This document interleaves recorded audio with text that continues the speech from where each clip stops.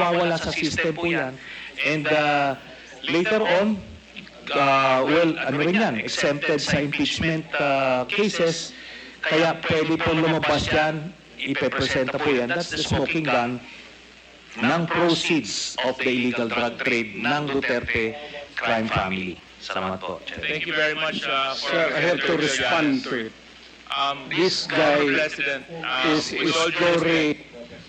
with all due respect, I'll have to follow the rules. Yeah. I will give you time later, Mr. President. I will give you time later. Just so that we can put to rest this issue of waivers, because it's been going back and forth.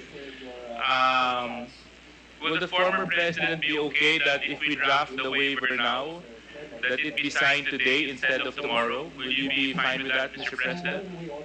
Anong kapalit, sir? Hindi. Sampalin ko siya sa publiko. Wala naman. Ngayon na. Wala pong galunan.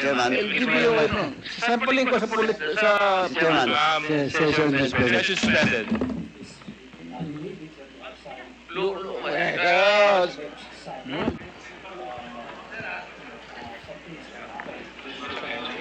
Sabi